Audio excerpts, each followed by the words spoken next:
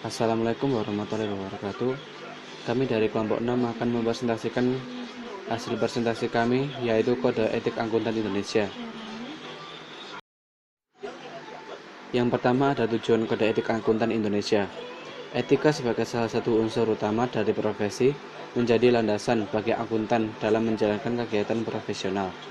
Akuntan memiliki tanggung jawab untuk bertindak sesuai dengan kepentingan publik. Dengan kata lain, seorang akuntan juga memiliki kode etik yang harus diperhatikan dalam berprofesi dengan bertujuan untuk 1. Untuk meningkatkan kualitas organisasi profesional, 2. Untuk menjaga kesejahteraan anggota, 3. Untuk menjunjung tinggi martabat profesi. Yang kedua ada profesi akuntan.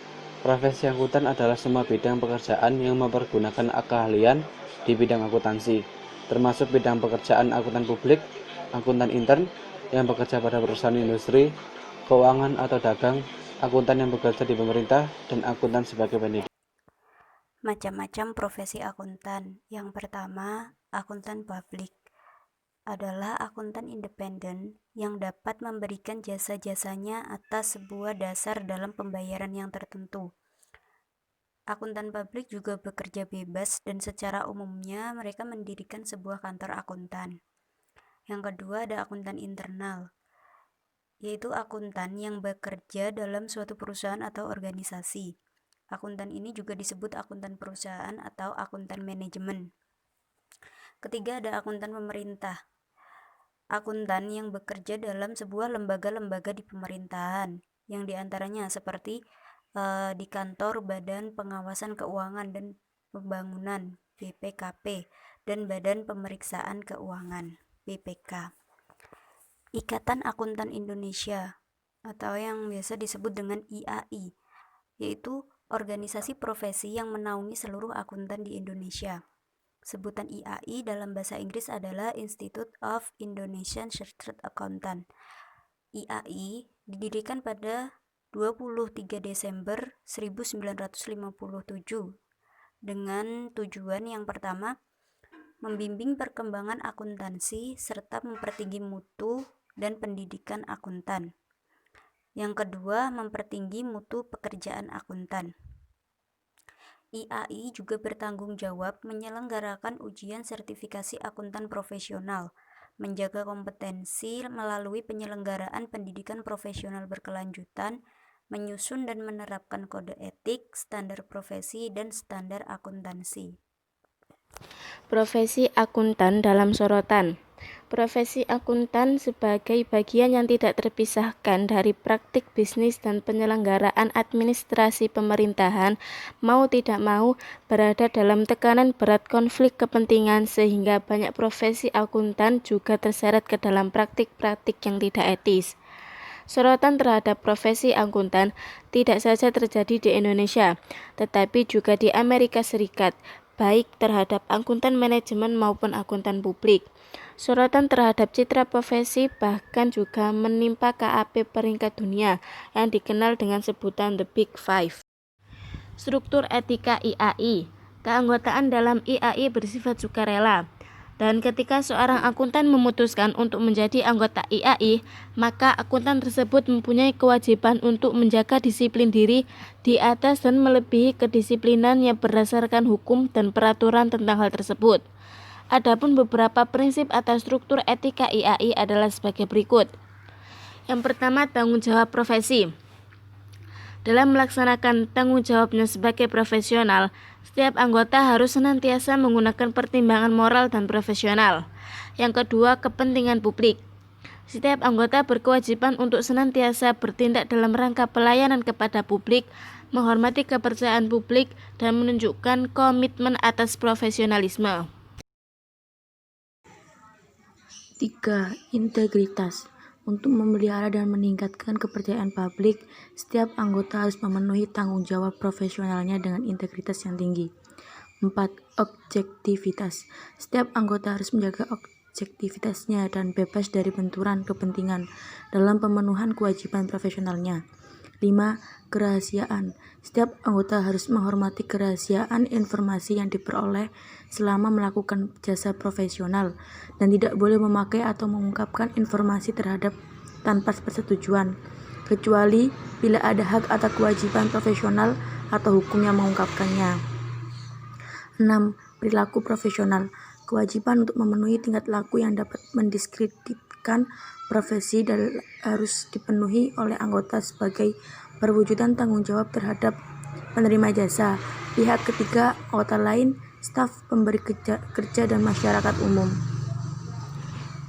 Pengawasan dan perizinan KAP. Fungsi utama organisasi profesi IAI adalah sebagai wadah untuk mengatur, membina, mengawasi kualitas kinerja dan perilaku anggota agar selalu dapat menjadi citra profesinya di mata publik. IAI atau KAP atau IAPI sebagai sub-organisasi di bawah ini memegang peran penting bagi kehidupan bisnis dan perekonomian. Sementara itu, badan atau lembaga yang berkepentingan langsung untuk melakukan pembinaan dan pengawasan atas kinerja profesi akuntan antara lain: A. Menteri Keuangan Republik Indonesia, B. Direktur Jenderal Lembaga Kerja dan Departemen Keuangan Republik Indonesia, C. IAI dan kompartemen IAI yang terkait, D. Dewan Kehormatan IAPI, E. Dewan Review Mutu IAPI, dan F. Bapelpam LK.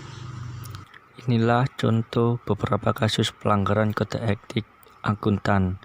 Yang pertama, ada contoh kasus PT Muzadek Jaya pada tahun 2004. Kasus pelanggaran atas standar profesional akuntan publik muncul kembali. Menteri Keuangan langsung memberikan sanksi pembekuan.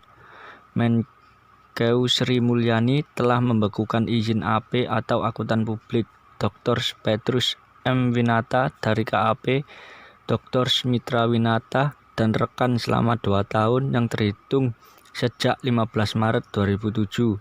Kepala Biro Hubungan Masyarakat Departemen Keuangan Syam Suwar Said saat siaran pers pada Selasa 27 bulan 3 menerangkan sanksi pembekuan dilakukan karena akuntan publik tersebut melakukan suatu pelanggaran atas SPAP atau Standar Profesional Akuntan Publik. Pelanggaran tersebut berkaitan dengan pelaksanaan pemeriksaan audit terhadap laporan keuangan PT Muzadek Jaya pada tahun buku 31 Desember 2004 yang dijalankan oleh Petrus. Dan selain itu, Petrus juga melakukan pelanggaran terhadap pembatasan dalam penugasan audit, yaitu Petrus melaksanakan audit umum terhadap laporan keuangan PT Muzadek Jaya dan PT Luhur Arta Kencana serta kepada apartemen Nuansa Hijau mulai tahun buku 2001 hingga tahun 2004. Yang kedua adalah contoh kasus PT KAI tahun 2006. Komisaris PT KAI atau Kereta Api Indonesia mengungkapkan bahwa ada manipulasi laporan keuangan dalam PT KAI yang seharusnya perusahaan mengalami kerugian tetapi dilaporkan mendapatkan keuntungan. Saya mengetahui ada sejumlah pos-pos yang seharusnya dilaporkan sebagai beban bagi perusahaan, tapi malah dinyatakan sebagai aset perusahaan. Jadi di sini ada trik-trik akuntansi, kata Hekinus Manao, salah satu komisaris PT KAI di Jakarta pada hari Rabu. Dia menyatakan hingga saat ini dirinya tidak mau untuk menandatangani laporan keuangan tersebut karena adanya ketidakbenaran dalam laporan keuangan itu. Saya tahu bahwa laporan yang sudah diperiksa akuntan publik tidak wajar karena sedikit banyak saya mengerti ilmu akuntansi yang semestinya rugi tapi dibuat laba, lanjutnya.